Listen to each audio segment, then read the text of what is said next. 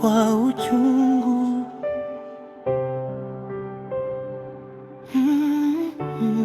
Tuligawana mkate mmoja, leo tunagawana majeraha. Uliponunua tamaa kwa bei ya roho, ukaniuza kama... Oya, vipi ndugu yangu Dennis? Vipi ndugu yangu? Mbona umejinamia hivyo, inakuwaje? Mimi niko vizuri. Inaonekana uko mbali sana. Hamna, ni mawazo yako. Sana fikiria moja mbili tatu. Ndio hivyo nao kadi. Vipi hali siku hizi unaendeleaje? Naendelea vizuri tu.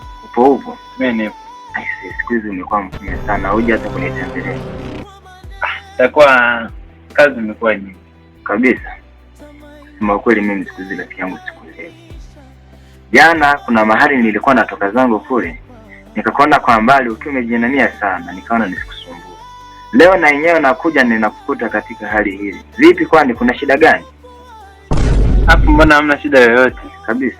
Sema ni mawazo yako tu. Mbona mimi naiona shida? Usinifiche rafiki yangu. Sasa mimi nitakufichaje? Mimi siwezi kuficha. Unajua mimi ni sawa na ndugu yako, usinifiche. Hamna, na unavyosema jana nilikuta sehemu nimejinamia. Huwezi jua sisi ni wanaume tunakutana na changamoto mbalimbali. Ndio. Kwa huwezi jua pale nilikuwa nimejinamia tu na tonga zangu sheria, basi maisha yanaenda. Unajua wengi wanasema rafiki yangu kwamba mficha malazi ifo Mungu. Sasa ndugu yangu wewe afiche, akikuumbua utajijua. Hamna bwana, sema mawazo yako tu. Usinifikirie hiyo. Unajua nini rafiki yangu? Kama kuna shida, nishirikishe, tushirikishane ili tuweze kuyamaliza. Unajua nini rafiki yangu? Ndiyo rafiki yangu. Unajua maisha yana changamoto nyingi sana.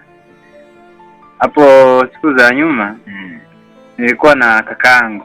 Ndiyo. Kweli tulikuwa tunapendana sana. Yaani sana mpaka watu wanasema ni sisi ni mapacha. Sasa hapo katikati kakaangu sijui alitafsiri nini. Yeye akaja kufikia kwamba baba ampendi. Akaamua atoroke akimbie. Sasa mpaka sasa hivi najiuliza, yuko hai, aishakufa? Na kama aishakufa, mbona sijapata taarifa yoyote ya kumhusu yeye? Na kama yuko hai, mbona hajawahi kunitafuta hata siku moja?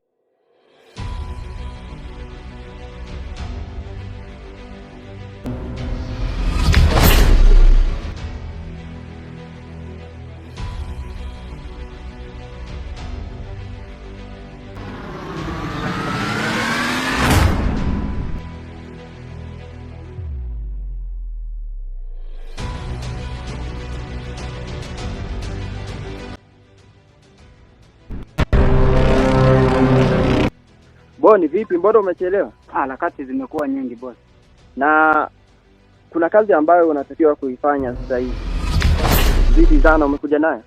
Zana hii hapa. Nzuri sana. Tunakwenda kuifanya kazi, kuna jamaa tunatakiwa tukamshughulikie.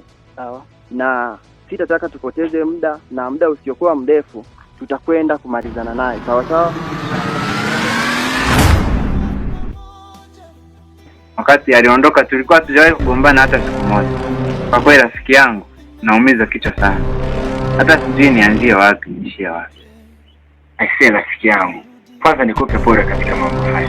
Asante. Pole sana. Asante mshaka. Kwa hiyo mambo hayo ndio yanayokupelekea wewe katika hali hiyo. Hakuna mengine tofauti. Maana ukizingatia yule ni kakaangu na tulikuwa tunapendana sana.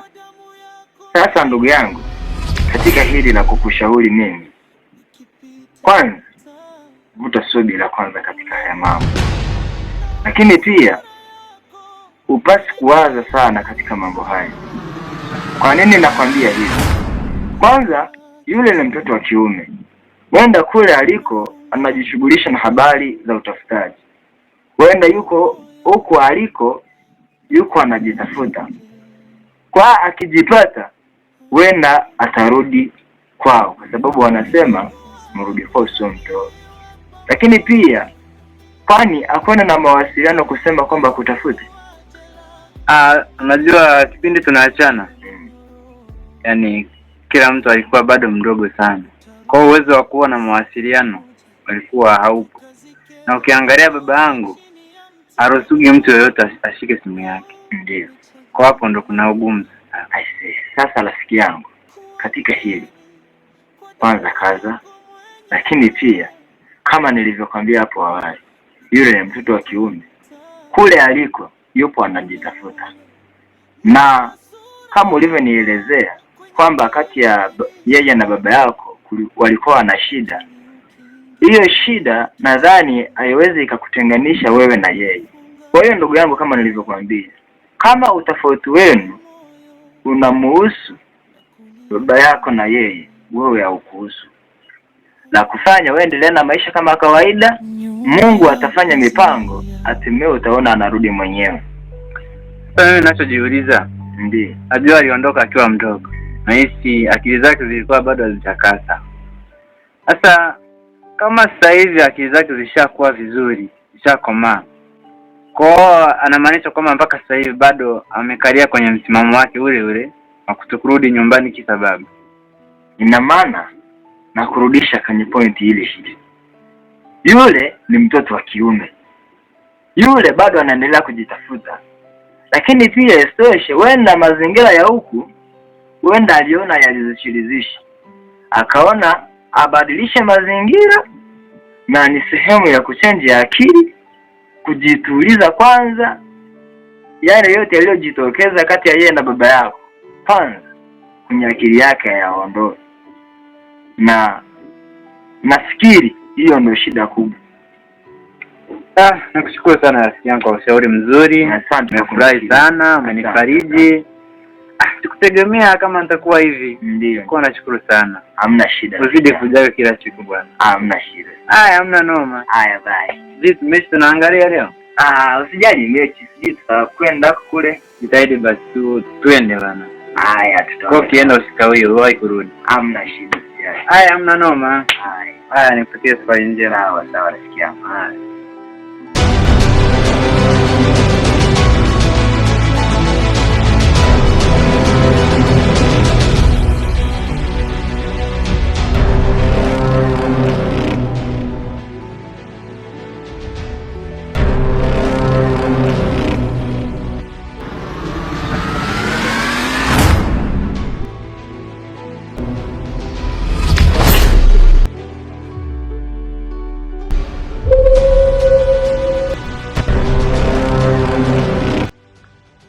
Malizana naye huyu boss.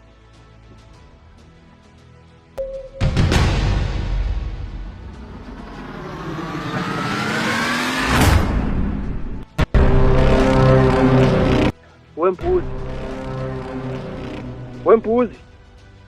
Nataka nini kwako? Unapata na jeuri la kuniuliza nataka nini kwako wakati unajua ninachokihitaji. Kama unaweza basi nifungulie nikuangalie. Hakuna haja ya kukufungulia kwa sababu makosa ambayo umeweza kuyafanya hayawezi kuniruhusu mimi nikatoa nafasi ya kukufungulia. Makosa gani? Wewe na baba yako mnajua namna mlivyonifanya mimi mpaka leo nipo hapa ninahangaika, na kuna vitu vingi sana ambavyo nyinyi mmeweza kuvifanya na mmesababisha maisha ninayoyaishi kwa sasa. Ni nyinyi ndio mliweza kuzalisha hayo yote. Kwani baba yangu akufanyia nini? Sitaki ujue kwa sasa, lakini muda ukifika utaweza kujua ni nini ambacho aliweza kukifanya.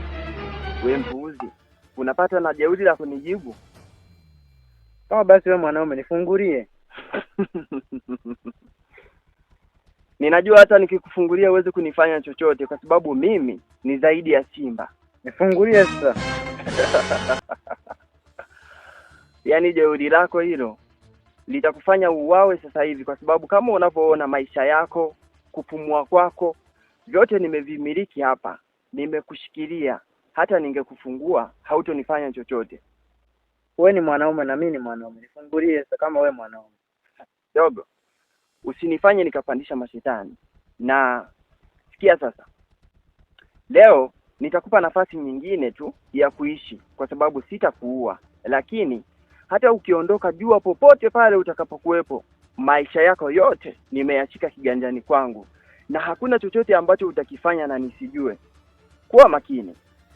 Shukuru Mungu leo amenibahatisha. sio kukubahatisha. Yaani nikutoe mpaka nyumbani kwako, nikulete mpaka hapa na useme nimekubahatisha. Kivipi yani? Hivi unajisikia unachokiongea wewe? Yaani laiti ningekuona sasa hivi, yani uhai wako ungekuwa halali yangu. Hiyo point yako siwezi nikaifurahia, ila unaiongea kwa tabasamu sana. Yaani sura yako hiyo ya kitoto sana. Ila shukuru Mungu tu. Lazima tu nimalizane na wewe, lakini sio leo.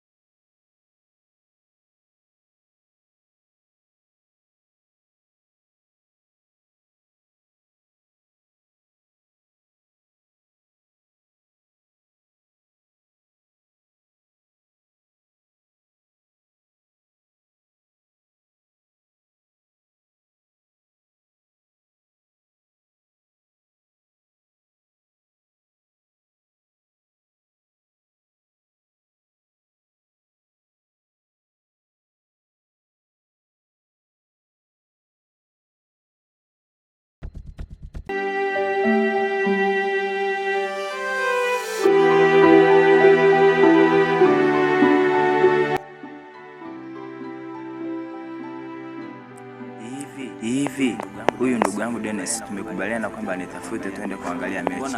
Mbona mpaka sasa hajanitafuta? Ngoja mimi nimtafute.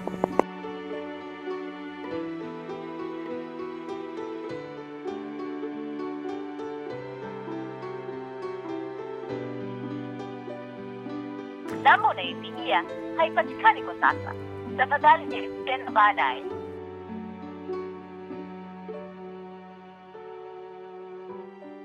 Namba unaipigia haipatikani kwa sasa. Tafadhali jaribu tena baadaye.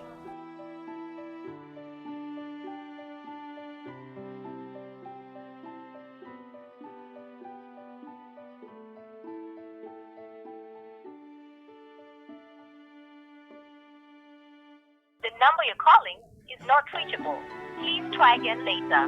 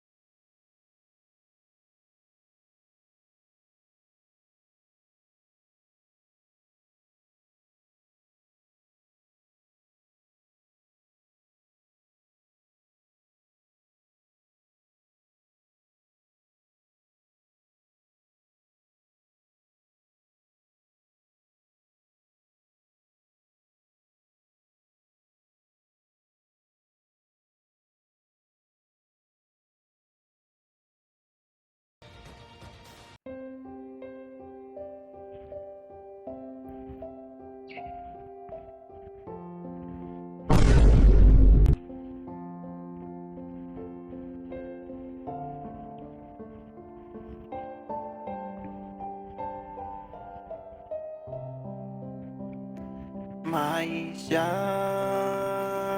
maisha, maisha, kwani wewe ni nani? Uko wapi? Waishi wapi? Nateseka katika maisha. Umebadilika bwana. Kivipi? Unajua mimi jinsi tulivyozoeana, jinsi nilivyokuzoea mkuu, ni mtu wa kuhua, ni mtu ambaye hauna huruma, ila ninashangaa kabisa kumuona yule jamaa, kumkuta akiwa salama salimini. Sasa na mpakati sasa najiuliza ni kwa nini, ni nini kilichokufanya ubadilike na uwe katika hali hiyo? ya kumsamehe huyo kijana?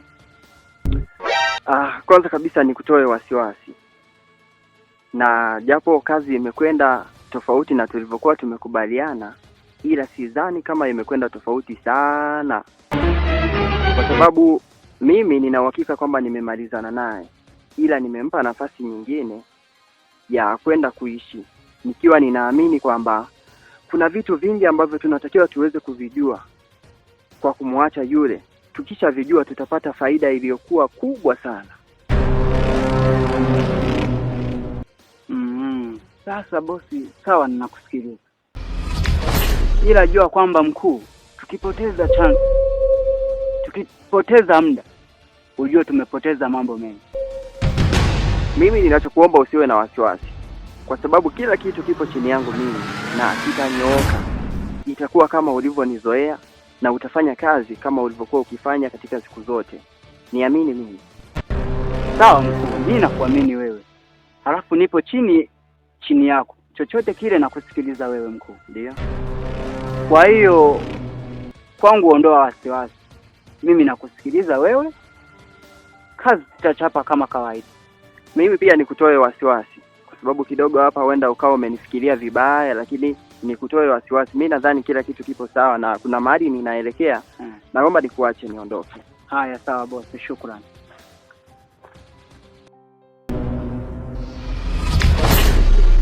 Hapa kuna kitu nafichwa.